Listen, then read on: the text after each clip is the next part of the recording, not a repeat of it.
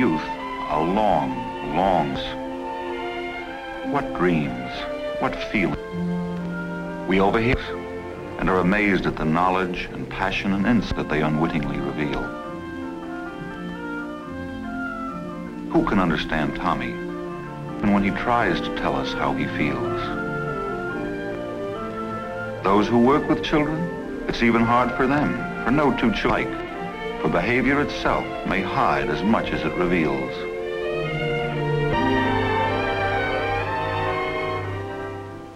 Miss Perkins said stop or something, and in a minute it was all over. Sure, Miss Perkins was still angry. So what? It seemed to Tommy she was always angry about something. Better get home for lunch or Mom will be sore too. And then suddenly he noticed it.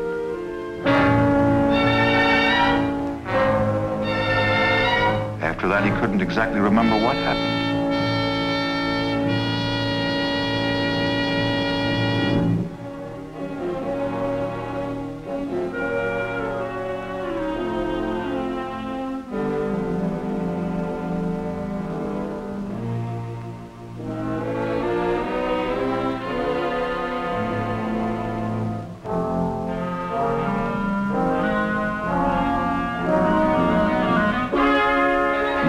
Could remember the face coming toward him, angry, threatening, dangerous.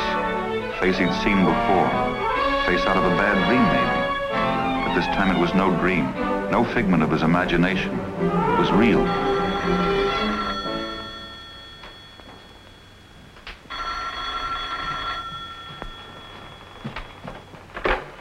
Yes. Yes, Mr. Kearns, this is Miss Randall. Is he hurt? But I'm afraid that my business isn't pleasant. I'm sorry to say that your Tommy has been caught stealing money from Miss Perkins' pocketbook. Oh, but that's impossible. I'm sure it's impossible. There must be some mistake. You've got the wrong child. I'm afraid there's no room for doubt. Miss Perkins caught him in the very act. You mean she actually saw him? Oh, I can hardly believe that. I know. I don't like to believe it myself. But we've been missing things around here for some time. Little things. And now there's this matter of a bracelet. Have you, by any chance, missed a gold bracelet? Yes, I did lose a little gold bracelet. Why? In his bag. You mean Tommy? No. I don't think I did give it to him. Oh, I don't know what to say. Well, that's what I'm calling you about. I've talked to Miss Perkins and Miss Folsom, our consultant, and we all agree that this isn't a matter for punishment. The punishment, in fact, might make it worse. Tommy wouldn't be behaving as he is if he weren't seriously upset by something that we don't understand at the moment and that he's not aware of himself. We think it calls for professional help. You know that guidance clinic over on Pine Street? Yes. Well, it's set up to handle just this sort of problem. We feel very strongly that you should take Tommy over there. They're nice people, easy to talk to. Miss Black is the psychiatric social worker, and if you call her for an appointment, she'll make all the necessary arrangements. But what can they do? Tommy's my child. And it'll be up to you to do the most for him. But it's only fair to yourself to let a professional guide you. These things are never easy. May I tell Miss Black to expect your call? Yes, I suppose you better head. Tell him to be careful when he crosses the...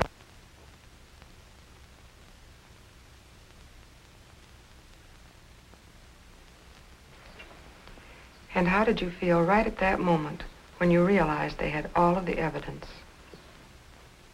I suppose I was angry. Well, I was disappointed. Even afraid, I guess. Afraid of what? Afraid I'd failed. I had failed, you see. Tommy's been life for the last 10 years, the only thing I've cared about. The only thing I've lived for, you know.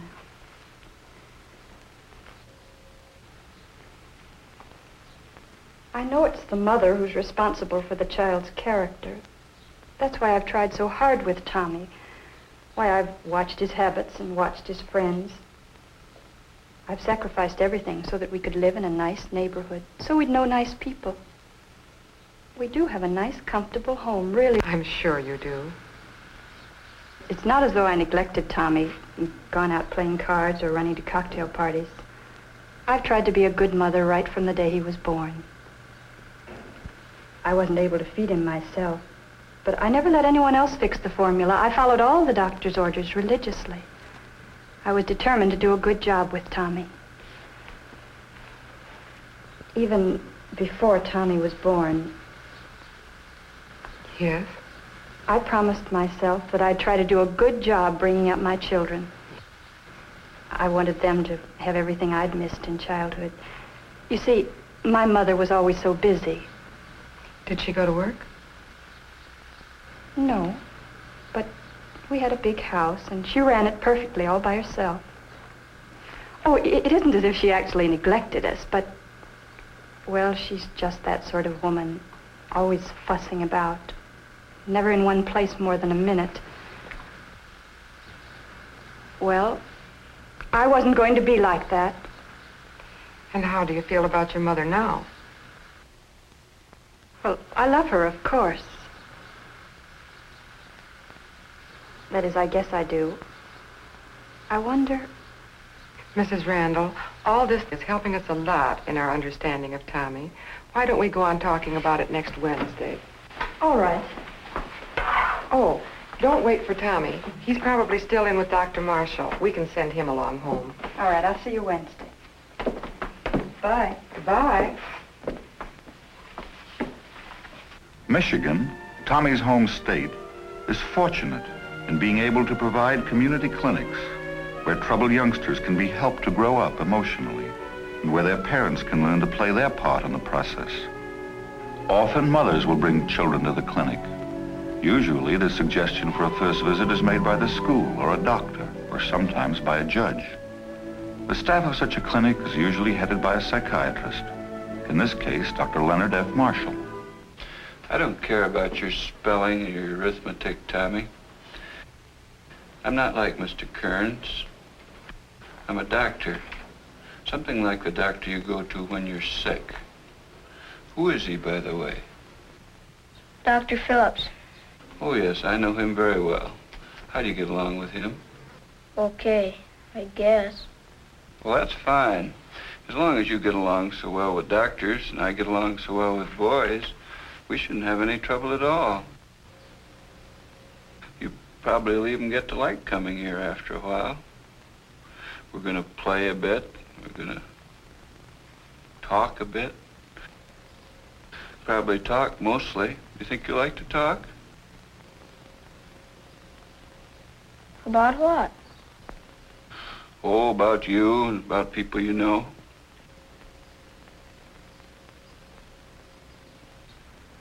I don't know anybody. Oh, you must know somebody. The children in your class? Oh, them? What about them? I don't know them very good, except Mickey. Who's Mickey? Friend of yours? No, he's a kid who's always starting a fight. We fight a lot. That was April 3rd.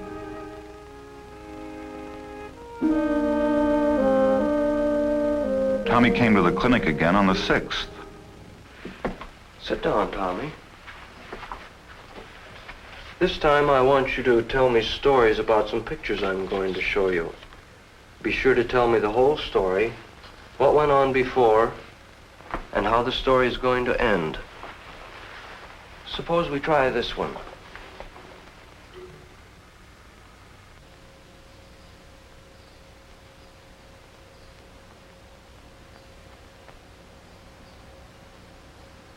I can't think of anything. Oh, any sort of story will do. Well, she won't let him in. Yes. She's telling the cop that it's not her boy. Why? Because she's making believe. 'Cause she's ashamed. Why ashamed? 'Cause her boy killed a man's dog. And if it's her son, she'll have to pay for the dog. Yes.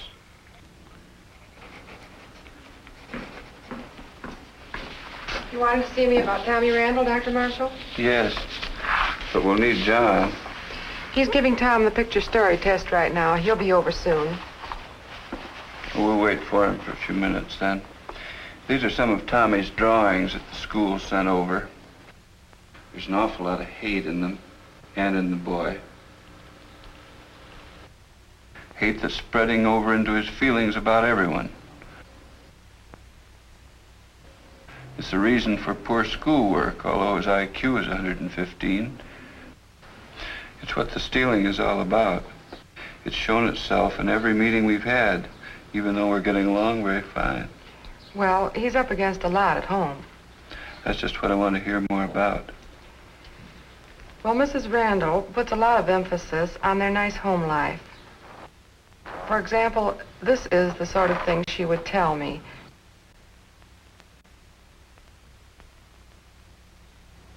I saw Tompkins this afternoon.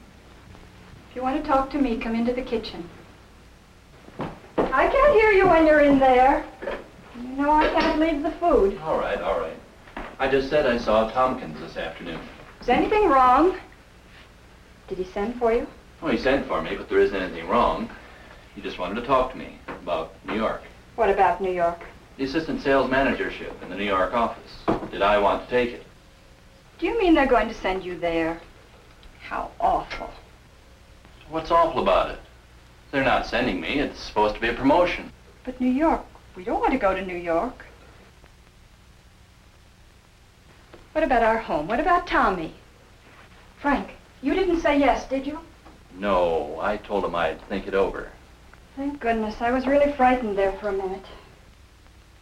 I should have known you wouldn't make a mistake like that. Why is it such a mistake? There's a raise goes with it. Can't you see what they're trying to do? Please, Tommy, your father and I are discussing grown-up matters. You go wash up and come when I call supper. Go along now. But, Mommy, man. Better do, as your mother says. I'll see you later. All right.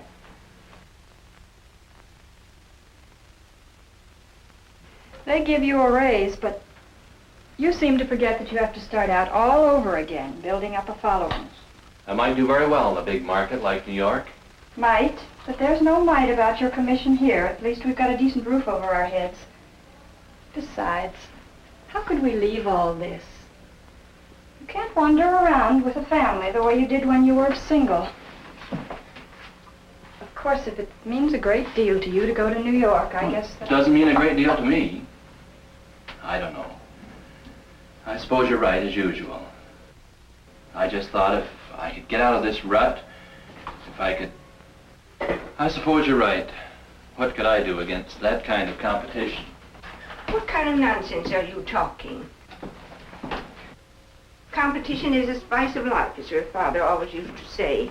We can't compete. It's time to lie right down and die. Oh, Mother, you don't know what you're talking about. No, of course not. I never do. Told me that ever since you were in high school. Well, what is it? You tell me, since I'm so stupid. Oh, we were just talking about a job. Something I think Frank's going to turn down. Turn down? Well, if that isn't just like him. But it means moving to New York. A chance to go to New Year's to you, Frank. But Mother. Mother, nothing. If you can't get him to do something for himself and get someplace in this world, I don't know why I can't try. But Mother, I'm the one that... I'm just telling you that it's important to get around this world if you're ever going to be a success in it. New York is just the place for you people. Oh, Mother. I know. You're going to say it's more expensive. Well, he can earn more. What's the matter with those broad shoulders of his? Afraid they'll crack? But Mother, there's Tommy. I'll be very glad to take care of Tommy for you. You're not going to let that child rule your lives. Now, don't argue with me, dear. Here, you go into the other room now, and I'll fix the dressing for this salad. All Never right, could Mother. mix vinegar and oil together and make it taste like something. Tommy? Here I am. Tommy, didn't you do what I asked you? Oh, really? Go wash up, quick. Okay. We're not going to wait for you with supper. There's no use of fussing about the dressing if you leave the salad leaves wet. I don't know how many times I've told you, Agnes, that wet leaves dilute the seasoning. Well, let's sit down. Well, what's the matter with you? Oh, I don't feel very well, Mother. I've got a terrible headache. No, Frank, all of you go ahead and eat. I'm going to lie down for a few minutes. I'm not very hungry anyhow. Now, Tommy, mind your manners. When I'm not at the table with you, that it really counts.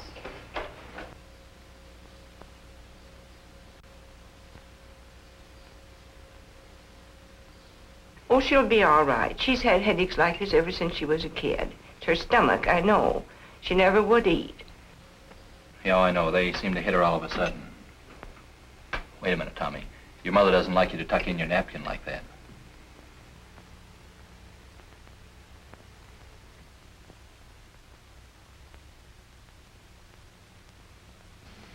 When she told you about all this, did she have any idea what caused the headaches?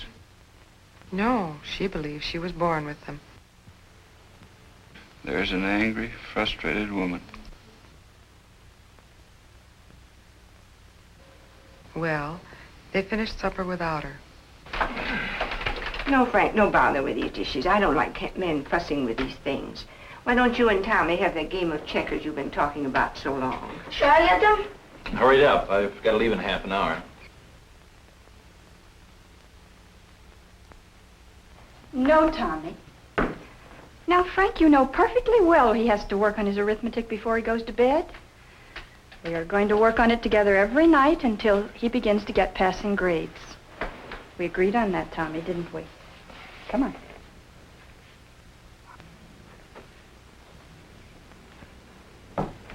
Oh, let them alone, Agnes.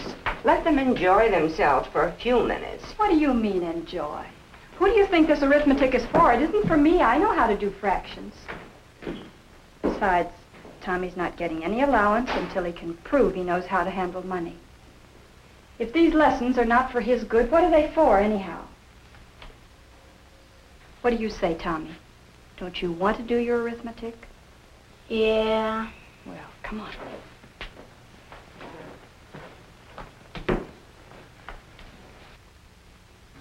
And so, headache and all, she went up and drilled the youngster for an hour.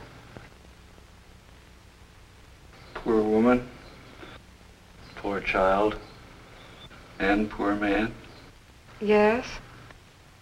If he was looking for someone to mother him, I'd say he got more than he bargained for. Frank, you didn't say yes, did you? No, I told him I'd think it over. I suspect that he rather likes it when she boosts his feelings of failure and weakness. That may be why he picked her to begin with. He wants to be punished. I guess you're right, as usual. But I thought if I could get out of this rut, I guess you're right. But she does seem to be attached to him, and yet Is anything wrong? Did he send for you? she still shows signs of deeply resenting him. She doesn't seem able to stand anything that makes him important. Do you mean they're going to send you there? How awful. Probably because all her life she was made to feel unimportant by her mother. What kind of nonsense have you been talking? Without knowing it, she inflicts on both her husband and son the kind of punishment she had. Well, what about it?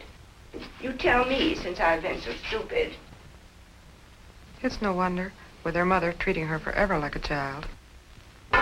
Well, let's sit down. Does Mrs. Randall see that? She doesn't want to.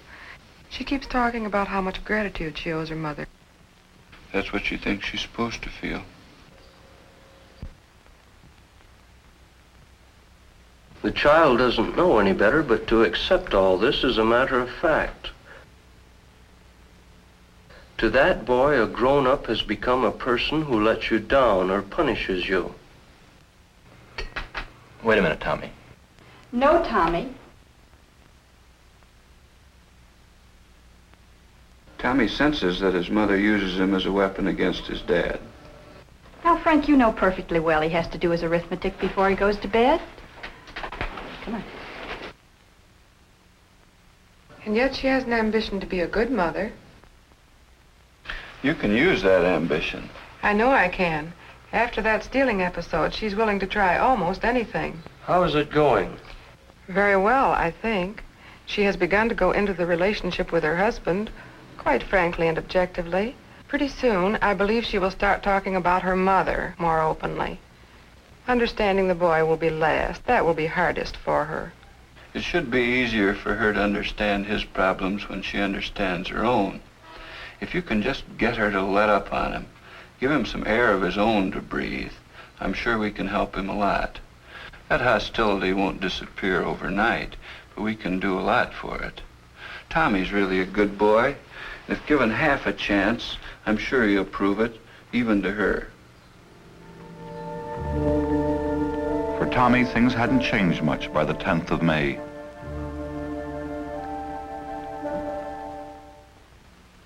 She was the one that told Miss Turner that day, you know, about me. Yes, I know. What kind of a girl is she? Oh, just a girl. Sort of skinny. Did you ever have any fights with her? Not especially. She fights with all the kids. She's a teacher's pet. Tell me what happened yesterday. Well, we were on the front steps, the whole class. The kids in the back were pushing, and she pushed me. So I pushed her back. She fell on her face and her nose began to bleed. How did you feel about that? Oh, I don't know. Were you sorry for her? Sure. And were you a little bit glad, too? Oh, I don't know. I felt like laughing. Well, she was the girl that caused you so much trouble. Maybe you felt that a little trouble for her would even things up. Maybe. Maybe when you pushed her back, you happened to have your foot sticking out so she would trip. Maybe I did. Yes, maybe you did trip her, just so you could get even. Anybody would understand that. They would? Well, I would. People usually like to get even with people who do something to them. When somebody is mean to me, I like to be mean right back. I guess I did trip her.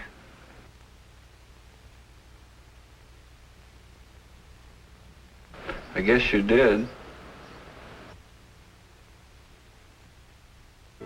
Tommy was daring to face himself before spring was over.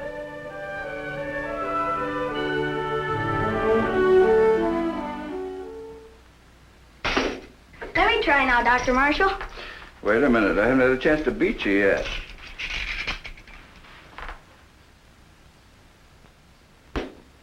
There, that makes us even. Now it's your turn to shoot. Wish I could have 100 turns, see how many bullseyes I could make. That's fine with me. I'll talk with you while you shoot. I was thinking what you told me the other day about Miss Turner. You thought she didn't like you. Why didn't she? She thinks I'm lazy. Are you? I don't know, I just don't know how to do fractions. Why not? Because I'm dumb, I guess. I just don't know how to do them. But you told me Tuesday that you were 10 and 7/12 years old. That sounds that you could handle fractions. In school, Miss Turner always gets me mixed up. What do you mean mixed up? I don't know. Just can't think. You get frightened? No. Do you get mad? I guess so. Why? She never leaves me alone. She's always picking on me. How? Anytime there's any trouble, she always blames me. Why?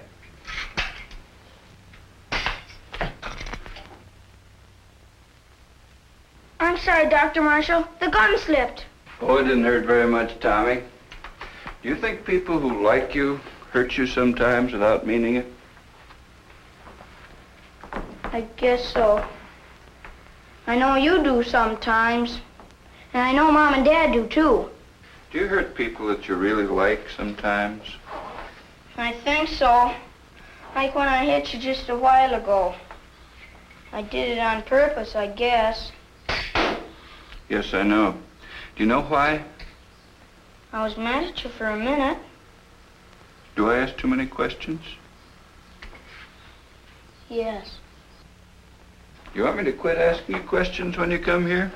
No. I like the questions you ask me sometimes.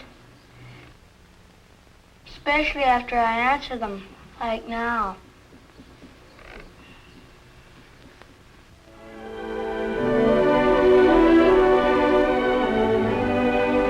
By the time the days got longer, Tommy had changed quite a bit.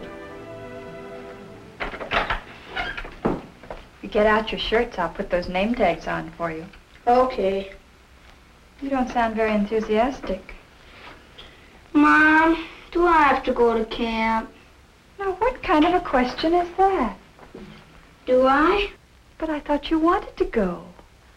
Why, just last night you were all excited about swimming and sleeping in a tent. Have you changed your mind? Not exactly. Well, what is the matter? I don't know. Would you and Dad go to New York if I didn't go to camp? Well, what in the world has New York got to do with whether you go to camp or not? We'll be back in 3 weeks or even sooner if your father finishes his business quickly. Then I have to go to camp, don't I? I certainly don't understand you. Did you talk to Dr. Marshall about camp? Tommy, have you? Have I what? You heard what I asked. Have you talked to Dr. Marshall about camp? I asked you a question. Dr. Marshall says I don't have to tell you what we talk about.